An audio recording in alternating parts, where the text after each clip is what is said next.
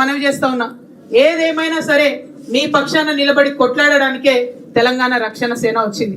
ఇక్కడ మీ అందరికీ తెలుసు మన ప్రాంతం ఎట్లాంటిది. అడవిలో అన్నలు ఉంటే మనకి ఇక్కడ గుండె ధైర్యం ఉండే. వాళ్ళు ఆనాడు ఉంటే ఆఫీసర్లు అందరు జర పద్ధతితో నుండి మీ అందరికి ఫెసిలిటీస్ క్రియేట్ చేసేది.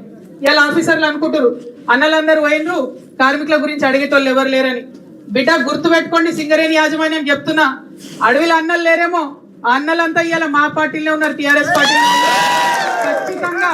ఖచ్చితంగా మీరేమన్నా ఫెసిలిటీస్ లో లోపం చేస్తే, మానవ హక్కుల ఉల్లంఘన చేస్తే డెఫినెట్ గా ఎంటబడతాం. డెఫినెట్ గా మిమ్మల్ని మామూలుగా కాదు ఏదో బెదిరిస్తున్నా అనుకో.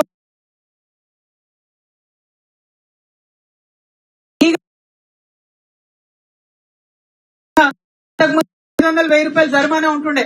ఇప్పుడు కేసు బుక్ చేస్తే మినిమం 50,000 ఉంటది. ఆఫీసర్లకు డిమోషన్ కూడా ఉంటది. కాబట్టి మీరు వేధించడం ఆపేసేయండి, వెల్ఫేర్ కోసం ఆలోచన చేయండి. ఇవాళ ఏముంది, పాజిటివ్ గా చూస్తే 1,00,000 క్వార్టర్లు ఉన్నాయి, 80,000 క్వార్టర్లు ఉన్నాయి. మనం ఉన్నదే 40,000 మందిని. 2 క్వార్టర్లు కలిపి ఒక క్వార్టర్ చేసి ఇవ్వచ్చు కదా. షెడ్యూల్ వేసుకొని పాపం ఇబ్బందులు పడుకుంటూ ఉన్నారు. అట్లాంటి పనులు చేయండి, పాజిటివ్ పనులు ఆలోచన చేయండి. ఇస్తామన్నటువంటి 10 లక్షల హోమ్ లోన్ ఏదైతే ఉందో దానికోసం ఆలోచన చేయండి. అవన్నీ కూడా ఆపేస్తున్నారు. అన్నిటికన్నా ఎక్కువ డిపెండెంట్ ఉద్యోగాలు, వయసు అయిపోయినటువంటి వాళ్ళు, వయసు పైబడిపోయినటువంటి వాళ్ళు, ఆరోగ్యం బాగాలేనటువంటి వాళ్ళు, వాళ్ళని అన్ఫిట్ చేయకుండా అనవసరంగా ఇక్కడ ఉంచడంతో ఇబ్బంది అవుతుంది. మీ అందరికీ తెలుసు, నిన్న బట్టి విక్రమార్క గారు వచ్చి 350 మందికి ఉత్తరాలు ఇచ్చిపోయాడు. కానీ యాక్చువల్ గా అన్ఫిట్ అయ్యి వెయిటింగ్ లో ఉన్న వాళ్ళు ఎంతమంది ఉన్నారు? 2000 మంది ఉన్నారు, 2,000 మంది ఉన్నారు. అంటే ఆ 2,000 మందికి ఆ తండ్రికి పోయే జీతం తండ్రిది పోతుంది, బిడ్డనో కొడుకో వాళ్ళు శాలరీ ఎక్కక వాళ్ళ శాలరీ పోతుంది. అటువంటి సందర్భంలో ఎంత ఇబ్బంది పడుతున్నారు, ఎంత వేదన పడుతున్నారు. నిన్న ఒక పెద్ద మనిషి కలిసి నాకు 4 నెలల్లో అయిపోతుందమ్మా నాది, నా కొడుకు జాబ్ ఎక్కాలి, ఏం చేయాలి నేను, ఏం మాత్రం కూడా వాళ్ళు మెడికల్ బోర్డు పెడతలేరు అని అడుగుతున్నారు. ఎందుకంత వేదన పెడుతున్నారు? పాలసీ చేసినాం కదా, ఇదివరకే చేసినాం కదా. 95-96% ఇమీడియట్ గా ఎవరు అప్లై చేస్తే వాళ్ళకి జాబ్ ఇవ్వాలని చెప్పేసినాం కదా. ఎందుకు మెడికల్ బోర్డు పెట్టడం లేదు? యాజ్ ఎ పాలసీ పెట్టండి మెడికల్ బోర్డు, మంత్లీ ట్వైస్ పెట్టండి మెడికల్ బోర్డు. ఎందుకోసం ఆపుతున్నారు? కార్మికులను వేధిస్తే మీకు వచ్చేది ఏంది? ఈ ప్రశ్నలు అడగడానికే వచ్చినాం.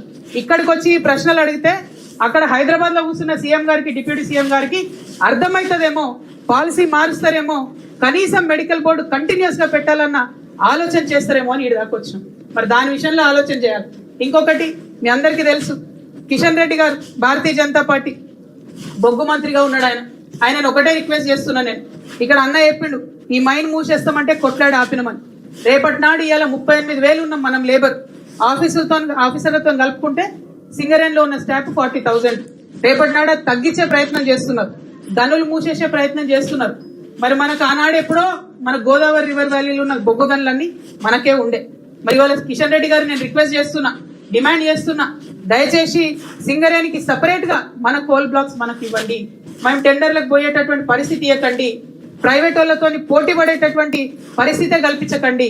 ఇవాళ ఇక్కడ ఎగ్జాంపుల్ చూసుకున్నట్టయితే సింగరేణి ఆధ్వర్యంలో నడుస్తున్న ఓపెన్ కాస్ట్ లో కూడా ఒక్కొక్క మైన్ లో మన కార్మికులు పర్మనెంట్ ఎంప్లాయీలు 2,000-3,000